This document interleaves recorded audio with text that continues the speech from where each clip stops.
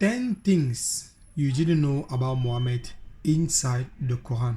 Guys, all through this video, I'm going to be giving you guys only references. I'm not going to be saying my own thoughts. I'm going to be giving you guys only the references. Let's start with one.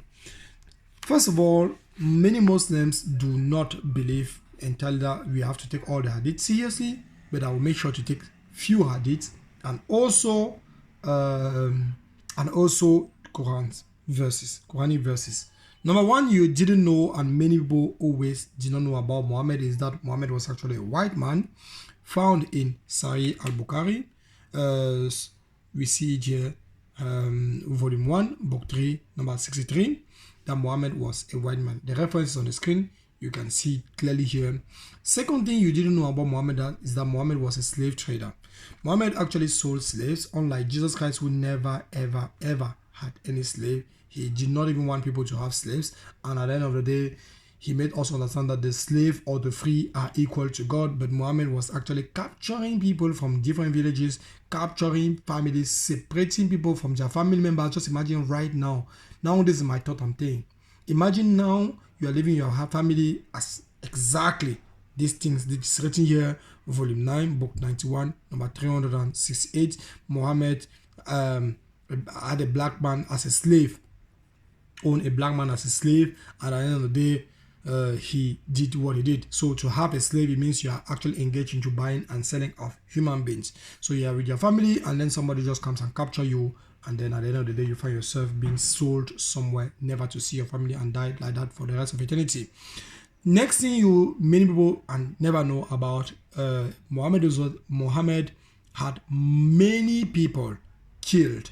There are other verses that are making sure to understand that those who even go to the point according to Surah, the Quran. Now let me take this verse from the Quran, Quran chapter 33, verse 57, making people clearly understand that anybody who just annoys the Prophet has a curse on them, is going to be cursed in this world and in the hereafter, and prepare for humiliating punishment in the next.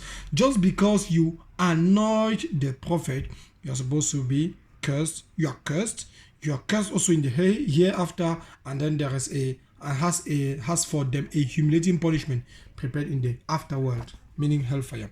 Next thing many people did not know about Muhammad is that Muhammad also had to said to die in battle for Allah grants you paradise. And then the worst thing is that, and then he said, the person who participates in holy wars, that is from Sahih al-Bukhari, also again that is Sahih verse, volume 1, book 2, number 35, saying something as follows. It says something like, the person who participates in holy wars, in holy battles, in Allah's cause, and nothing compels him to do so except believe in Allah and His apostle. You have to believe in Allah and His apostle. This is already not Trinity but double T. Anyways, will be recompensed by Allah either with a reward or booty. I don't know what booty is, but if I think booty is what it is dangerous, because at the end of the day, this booty is the same as those 72 virgins. If he survives, will be admitted to paradise if he is killed in the battle as a martyr. That is the foundation, direct foundation of jihad. More than 300 to 400 million Muslims are practicing this, fighting holy wars. You will see them in UK, you will see them Boko Haram, you will see them all over the place doing what they are doing, because they are fighting. They want to die even if they are killed in battle as martyr. That is the foundation of where it is coming from, and the whole of chapter 5 and chapter 9 of the Quran. Another thing is that many people don't accept Muhammad to be a sinner, but it is clearly written in the Quran chapter, Quran also. I'll give you guys the verse from the Quran, where it says, it makes us understand that Muhammad was actually a sinner. Let me find the verse. This is the verse here. Muhammad is actually the sin. Muhammad was a sinner. Quran chapter 48 verse 1 to 2. Quran chapter 40 verse, you can put pause and read verse 55. It says that Muhammad is actually a sinner, and then he was asking for forgiveness of his sins. And then we see finding again inside the hadith, here, that volume 1 book 12 of Sahih al-Bukhari, number 711, right up there, number 711. And then we also find out this same prophet that the Muslims right now are believing that is holy is actually asking for forgiveness of his sins 77 times a day.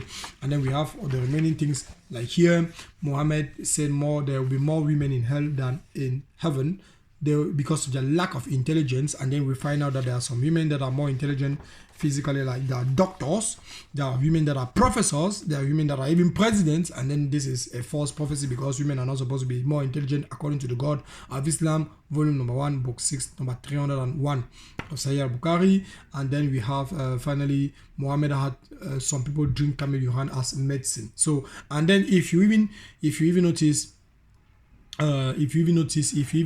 Muhammad also did something like told people to eat dates, because if you eat two dates, and then you will definitely, no poison can do you anything. But he was eating those dates almost every day, and he died by the woman whom he raped after killing her father, brothers and sisters, and then her husband. And then she cooked food for him, and the intelligent Muhammad, the pattern of conduct, went and ate that food. How can you kill the father, the son, the brothers and the sisters, and then you rape the person, and then she cooks food for you, and then you eat it? And then she ate the food, he ate the food, and then that's how he said he's feeling like his aorta has been cut off. And then his aorta is actually the part of the heart that has been cut off, and so on and so forth. And then the last one here is actually Muhammad has his chest open and washed by Gabriel. I would like to conclude by saying this, guys. This is what the Bible, this is what the Quran says here. Quran chapter 3 verse 32, that you have to obey Muhammad. And then Quran chapter 6, obey Muhammad and obey Allah, obey Muhammad. And then Quran chapter 4 verse 80 says that if he obey Muhammad is equivalent to obey Allah. So after you have seen all what I just said here, I did not even talk about these other things from the heart. It's yawning. If you're just yawning, is from the devil. That's what Muhammad said. The Satan is pissing in people's ears, and then he's sleeping in people's nostrils all night, and so on and so forth. Anyways, I did not talk about many other things.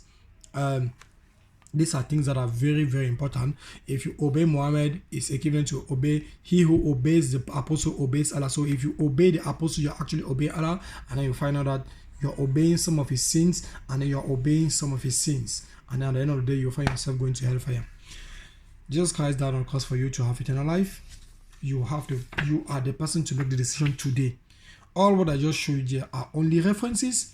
I just gave you all the references I could give you. Follow to the channel, subscribe to see more. There are a lot to see about Islam. Subscribe to see more about those things, and then just go to the channel and share with your friends. Go take one of my videos, go and see one of your imams, and then ask him about these references, and then he will say, no brother, this thing has been abrogated. But why was it? First of all, before it was abrogated, people were following it, so that's the first problem also. And then people followed it and went to hell, and then they abrogated it, and then give your life to Christ. I beg you, give your life to Christ.